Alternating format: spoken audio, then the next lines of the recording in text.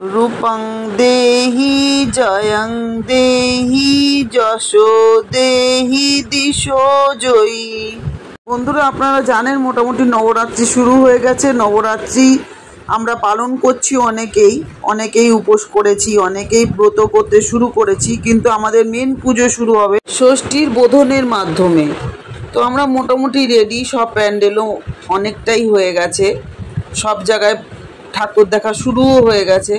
তো আমাদের মনে একটা প্রশ্ন, এই যে নবরাত্রি 9টা রাত বা 9টা রূপের পুজো হয় মায়ের, তো এটা ঘিরে একটা গল্প আছে, কাহিনী আছে, যে গল্পটা আমরা অনেকেই জানি না সম্পূর্ণ। তো সেই গল্পটাই আজকে আমি আপনাদের সাথে শেয়ার করব, এই মায়ের নবদুর্গার এই রহস্য। আর একটা কথাই বলবো, এই ভিডিওটা কিন্তু স্কিপ করলে আপনারা বুঝতে পারবেন না এই রহস্যটা কি। এত সুন্দর চমকপ্রদ একটা গল্প এর পেছনে রয়েছে নবদুর্গার। তো আমি পুরোটা দেখার অনুরোধ করব।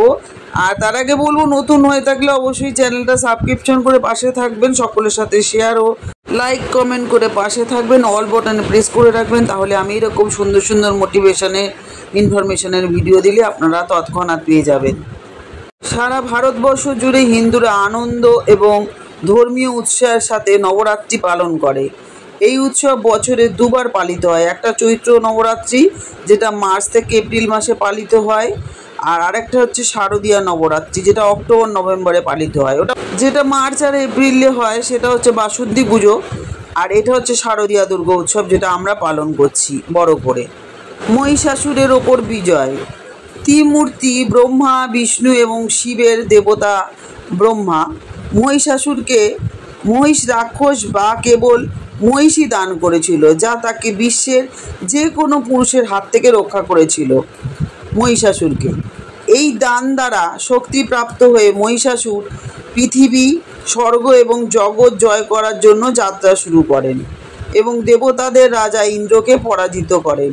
দেবতাদের রাজা ব্রহ্মা, বিষ্ণু এবং শিব ইন্দ্রের অনুরোধে নারী সত্তা এবং তাদের নিজস্ব শক্তি বা ঐশ্বরিক শক্তির সংমিশ্রণে দুর্গাকে সৃষ্টি করেছিলেন। ত্রিমূর্তি শক্তিতে সমৃদ্ধ দুর্গা একজন শক্তিশালী প্রতিপক্ষ হিসাবে প্রমাণিত হন, যিনি 9 দিন ধরে মহিষাসুরের সাথে যুদ্ধ করেছিলেন এবং দশমীতে তার শিরচ্ছেদ করেছিলেন এবং বিজয় পেয়েছিলেন। 9 রাত্রি যেটা নবরাত্রি বলি আমরা, সেটাই 9 দিনের যুদ্ধেরই প্রতীক। অন্যদিকে দশমীর দিন হচ্ছে বিজয় দশমী, আক্ষরিক অর্থে বিজয়ের দশম দিন। আর এই নবরাত্রি হলো দৈত্যের ওপরে তার বিজয় স্মরণেই কিন্তু পালিত হয়, যা মন্দের ওপর ভালোর বিজয়ের প্রতীক। পশ্চিমবঙ্গে নবরাত্রি এবং বিজয় দশমী যথাক্রমে দুর্গা পুজো এবং দশেরা হিসাবে পালিত হয়। এই নবরাত্রি উৎসবটা কিন্তু অন্যান্য নারী দেবতাদেরকেও অন্তর্ভুক্ত করা হয়েছে। এই উৎসবে 3 দিন কিন্তু নারীরূপ লক্ষ্মীর উদ্দেশ্যে উৎসর্গীকৃত, আর 3 দিন নারীরূপ সরস্বতীর উদ্দেশ্যে উৎসর্গীকৃত হয়েছে। সব মিলে 3 দিন দুর্গা, 3 দিন লক্ষ্মী, 3 দিন সরস্বতী। উত্তর ভারতে এটি মহান মহাকাব্য রামায়ণের রূপ ধারণ করে, যেখানে বিষ্ণুর অবতার রাম দুষ্ট রাজা রাবণের ওপরে বিজয়ী হয়েছিলেন। এবার আমরা গল্পে যাই, মূল গল্পে। সতীদাহর কিংবদন্তিতে বলা হয় যে হিমালয় ও সমভূমির রাজা দক্ষ এবং তার স্ত্রী মেনকার উমা নামে এক সুন্দরী জন্মগ্রহণ করেছিল। শৈশব থেকেই উমা শিবকে বিয়ে করতে চেয়েছিলেন, তাই তিনি ছোট থেকেই শিবের পুজো শুরু করেছিলেন এবং উমার পুজোয় শিব সন্তুষ্টও ছিলেন। যখন তিনি উমাকে বিয়ে করতে এসেছিলেন তখন কিন্তু দক্ষ রাজা তাকে দেখে পছন্দ হয়নি। পছন্দ কি করে হবে, কারণ উনি তো ছাইভস্য মেখে থাকতেন, বাঘের চামড়া পরে থাকতেন, এই কারণে পছন্দ হয়নি। তারপরও যখন উমার সাথে তার বিয়ে হয়, তার পিতা তাকে কৈলাসে যেতে বাধা দিয়েছিল। পরবর্তীকালে যখন দক্ষ একটি যজ্ঞ আয়োজন করেছিলেন, তখন শিব ছাড়া সবাইকেই আমন্ত্রণ করেছিলেন ওনাকে বাদ দিয়ে। পিতার এই আচরণ উমার একেবারেই ভালো লাগেনি, তিনি হতবাক হয়েছিলেন।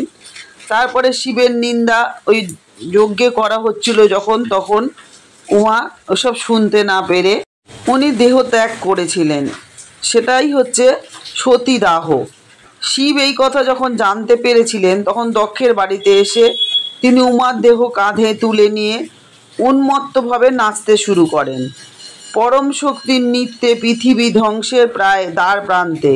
এমতো অবস্থায় অন্যান্য দেবতাদের অনুরোধে ভগবান বিষ্ণু ত্রাণকর্তা হিসাবে এগিয়ে আসেন এবং তার চক্র ব্যবহার করে উমার দেহ টুকরো টুকরো করে ফেলেন। নিত্যরত শিবের কাঁধ থেকে সেই টুকরোগুলো পৃথিবীর বিভিন্ন স্থানে পড়তে থাকে। অবশেষে শিব তার কাঁধ থেকে শেষ টুকরোটি যখন পড়ে যায় তখন তিনি শান্ত হন। এই কাজ করার পরপরই তিনি অনন্তকালের সাথে একাভূত হয়ে যান। অতএব উমা সতী নামে পরিচিত হন। এদিকে বিষ্ণু উমাকে নতুন জীবনের জন্য পুনরুজ্জীবিত করেন। সতীর আবার পুনর্জন্ম হয়। দ্বিতীয় জন্মে সতী ভগবান শিবকে বিবাহ করেন এবং এরপর শিব পার্বতী দুজনে ঐশ্বরিক দম্পতি হিসাবে সুখে বসবাস করেন। বিশ্বাস করা হয় যে সতী প্রতি বছর এই 9 দিনের জন্য পিতামাতার সাথে থাকেন। এটি নবরাত্রি হিসাবে আমরা পালন করি। যেসব স্থানে টুকরোগুলো পড়েছিল সেই সব স্থানে এক একটি শক্তিপীঠ তৈরি হয়েছিল। এর মধ্যে কয়েকটি হলো কলকাতার কালীঘাট, গুয়াহাটির কামাখ্যা এবং অন্যান্য আরও শক্তিপীঠ। শান্তি পুনরুদ্ধারের পর থেকে উমা তার 4 সন্তান গণেশ, কার্তিক, সরস্বতী এবং লক্ষ্মী এবং তার 2 সখী জয়া এবং বিজয়াকে নিয়ে প্রতি বছর শরৎ বা শরৎকালে দুর্গাপূজা উদযাপনের সময় পিতামাতার বাড়িতে বেড়াতে আসেন, যেটা আমাদের দেবী পক্ষ চলছে। এই উৎসবের পিছনে আরেকটি পৌরাণিক তাৎপর্য আছে।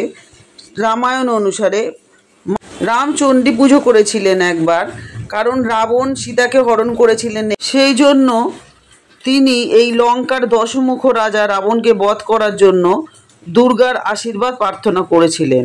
দেবী দুর্গার উপাসনা করার জন্য ভগবান রামের 108টি নীল পদ্ম ফুলের প্রয়োজন ছিল, তবে তিনি মাত্র 107টি দিয়েই সফল হতে পেরেছিলেন।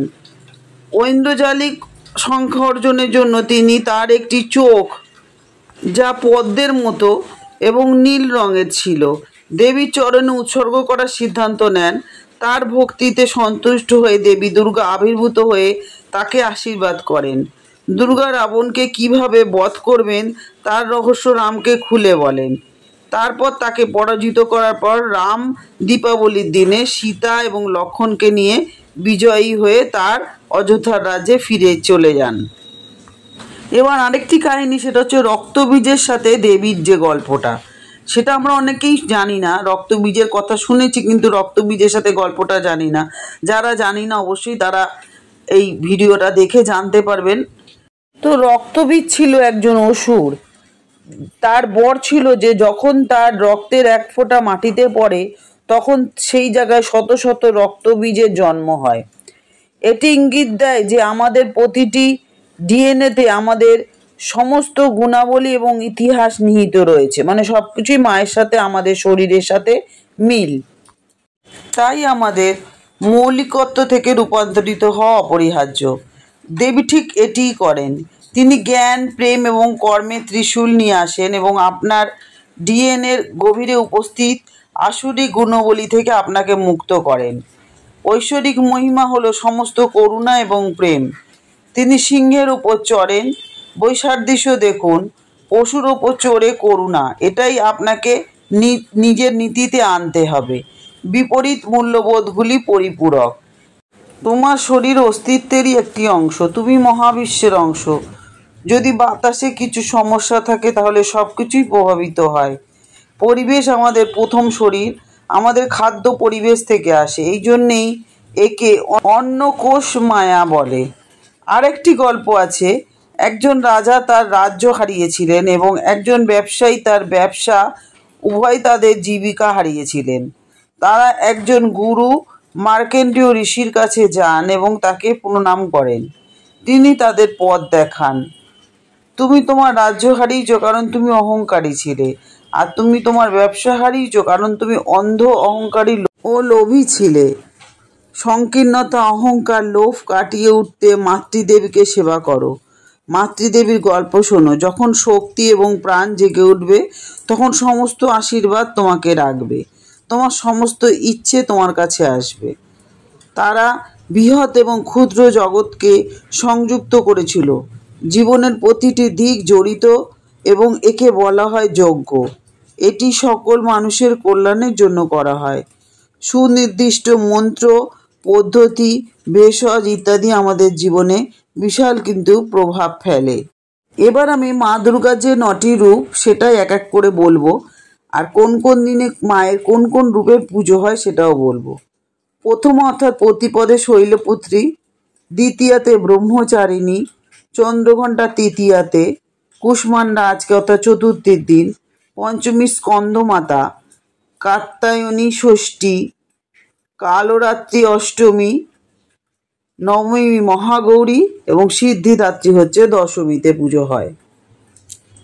এইভাবে এক এক করে 9 দিনে 9টি রূপের পুজো হয় এই নবরাত্রিকে। যাই হোক বন্ধুরা, এবার ভিডিওটা শেষ করব। আপনারা অনেকেই ঠাকুর দেখতে গেছেন আমি জানি, তাও আপনারা যখন এটা পাবেন অবশ্যই শুনে নেবেন, ভালো লাগবে। ভগবানের কথা, মায়ের কথা শুনলে আপনাদের সংকীর্ণতা, কষ্ট, দুঃখ সমস্ত কেটে যাবে।